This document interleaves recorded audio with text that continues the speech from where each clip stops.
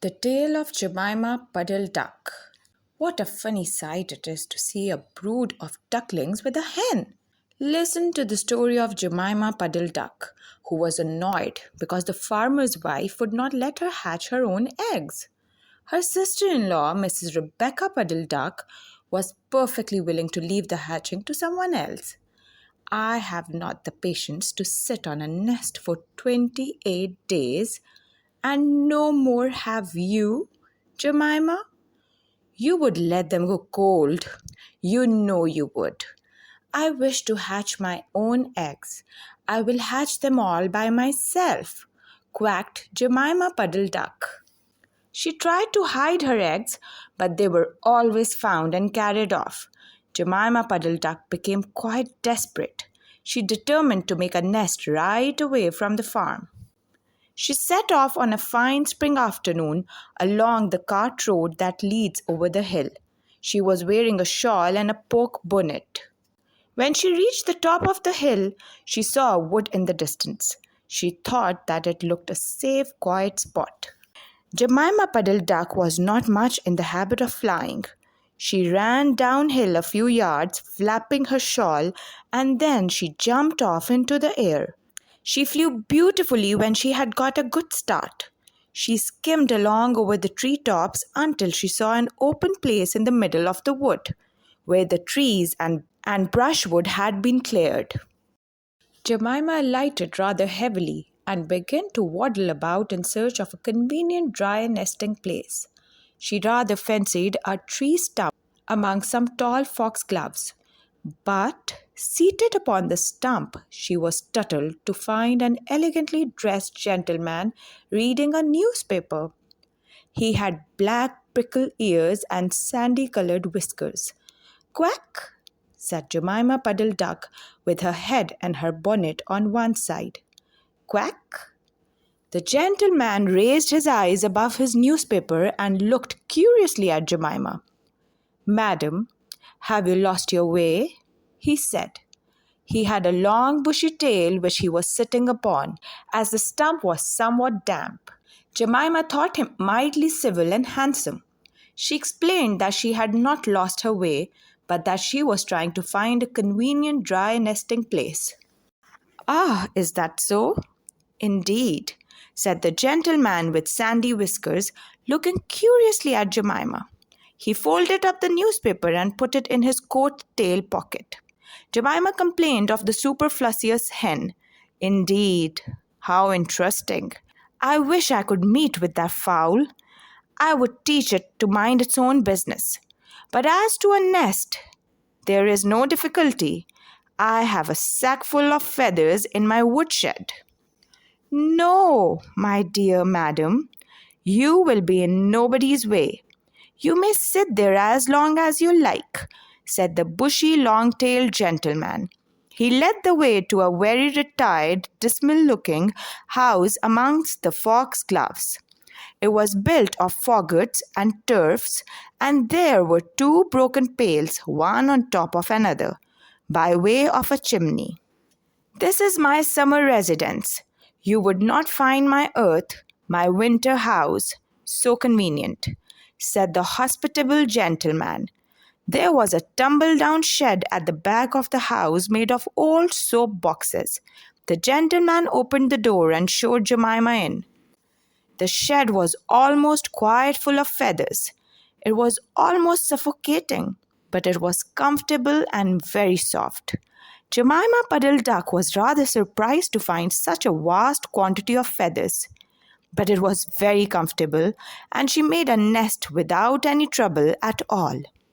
When she came out, the sandy-whiskered gentleman was sitting on a log reading the newspaper. At last he had it spread out, but he was looking over the top of it. He was so polite that he seemed almost sorry to let Jemima go home for the night. He promised to take good care of her nest until she came back again next day. He said he loved eggs and ducklings. He should be proud to see a fine nestful in his woodshed. Jemima Puddle-Duck came every afternoon. She laid 9 eggs in the nest. They were greeny white and very large. The foxy gentleman admired them immensely. He used to turn them over and count them when Jemima was not there. At last, Jemima told him that she intended to begin to sit next day, and I will bring a bag of corn with me so that I need never leave my nest until the eggs are hatched, said the conscientious Jemima. Madam, I beg you not to trouble yourself with a bag. I will provide oats. But before you commence your tedious sitting, I intend to give you a treat. Let us, ha- Let us have a dinner party all to ourselves. May I ask you to bring up some herbs from the farm garden to make a savory omelette? Sage and thyme and mint and 2 onions and some parsley. I will provide lard for the stuff, lard for the omelette, said the hospitable gentleman with sandy whiskers. Jemima Puddle-Duck was so simpleton, not even the mention of sage and onions made her suspicious. She went round the farm garden, nibbling off snippets of all the different sorts of herbs that are used for stuffing roast duck. And she waddled into the kitchen and got 2 onions out of a basket. The collie dog Kep met her coming out. What are you doing with those onions? Where do you go every afternoon by yourself, Jemima Puddle-Duck? Jemima was rather in awe of the collie. She told him the whole story. The collie listened with his wise head on one side. He grinned when she described the polite gentleman with sandy whiskers. He asked several questions about the wood and about the exact position of the house and shed. Then he went out and trotted down the village. He went to look for 2 foxhound puppies who were out at walk with the butcher. Jemima Puddle-Duck went up the cart road for the last time on a sunny afternoon. She was rather burdened with bunches of herbs and 2 onions in a bag.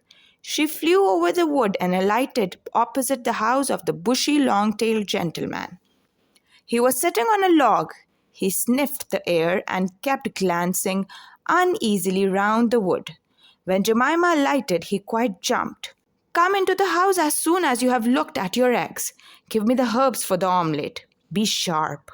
He was rather abrupt. Jemima Puddle-Duck had never heard him speak like that. She felt surprised and uncomfortable. While she was inside, she heard pattering feet round the back of the shed. Someone with a black nose sniffed at the bottom of the door and then locked it. Jemima became much alarmed.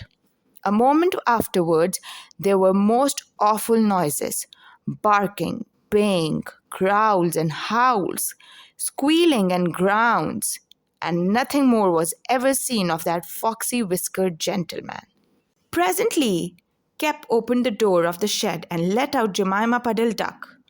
Unfortunately, the puppies rushed in and gobbled up all the eggs before he could stop them. He had a bite on his ear and both the puppies were limping. Jemima Puddle-Duck was escorted home in tears on account of those eggs.